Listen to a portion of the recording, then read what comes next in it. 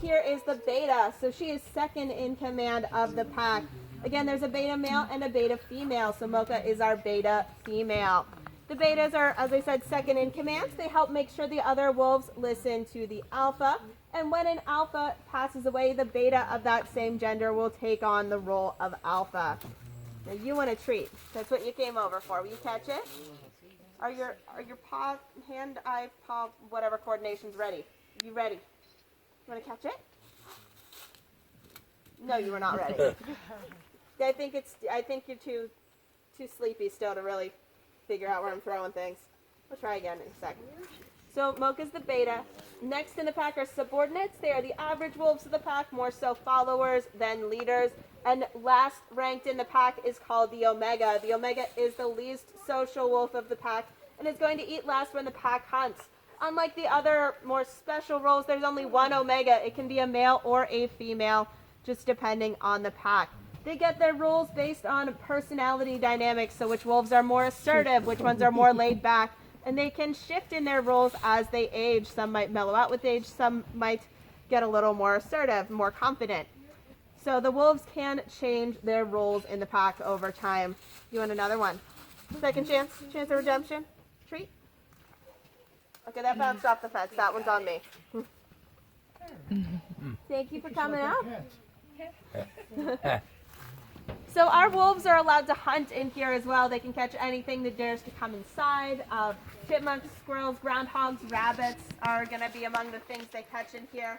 And they can work together as a pack. For smaller things, they may just hunt individually.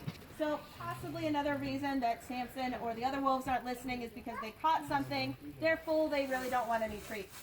They get a main meal from their caretakers later in the afternoon. That is a meatball for each wolf. 2 pounds of raw meat every day per wolf. Yeah.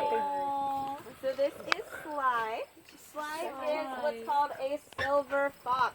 Now a silver fox is not a breed of fox. It's just a color variant of a fox.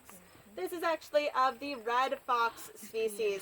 So red foxes, typically you picture a orange reddish colored fox. Beautiful. Now this is what's called a melanistic variant of the red fox. So they have more melanin, more pigmentation in their fur that makes them appear darker. It's the same pigment that causes the difference in human skin tones.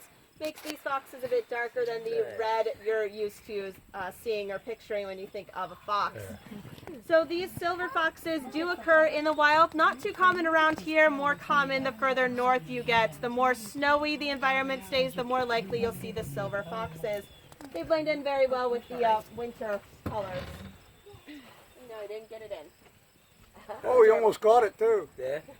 So I'm feeding him the same treats as I fed the wolves. Foxes are part of the canine family, so they have very similar diet requirements. Just foxes eat a lot less. They only weigh about 10 pounds. They're full-grown size.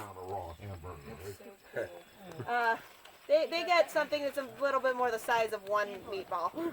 One normal meatball that'd go on spaghetti.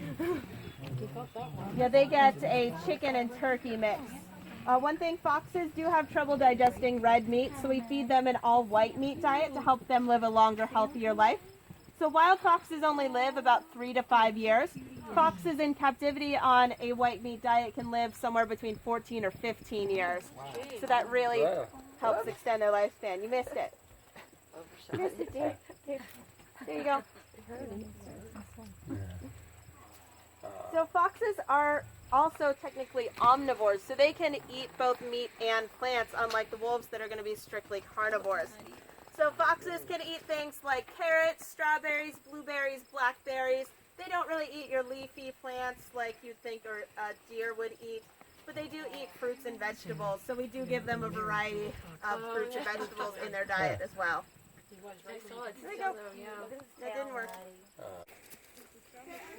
The black bears really like food and sleep, so I have to see which one is going to win out today. Scared bear, Colonel Bear, come on, you handsome boys. Come on. Come get the treats. Oscar, if your brother's sleeping in front of the door, just step over him. So this here is Kit Kat, our bobcat. bobcats are named for their short or bob tail. Their tail's a lot shorter than other cats, puts them at a little bit of a disadvantage when it comes to balance and climbing, but they're still very active and agile animals. They do a lot of climbing. The tail might be shorter to help them with hunting. So when bobcats hunt, they use a style called ambush predation. This means they're going to hide somewhere to catch their prey, usually up among the branches of a tree. Then they will leap out and pounce on their prey as it comes by. So using that method, they can catch something as big as a white-tailed deer if they are hungry enough. And of course, having a shorter tail means less chance it's going to get tangled up in any branches they weren't accounting for as they leap out of the tree. Hey, do you want this? Go get it. Show everybody your little tail. Thank you. So these pets have a couple ways to camouflage. Their backs are brown, that helps them blend in with the ground, the rocks, and the trees. It's actually a type of coat called counter shading, where it starts dark on their spine and gets light on their stomach. That really helps play some tricks on the eye when it comes to light. These cats also have markings on the back of their ears, 2 big white spots, 1 on each ear. Those are called eye spots, and to animals sneaking up from behind them, it looks like a pair of eyes staring back at you from the back of their head. That prevents a lot of sneak attacks on the bobcats from behind. So they're carnivores. They eat meat, like I said, pretty much anything that they can dare to catch, from a little mouse to a white-tailed deer.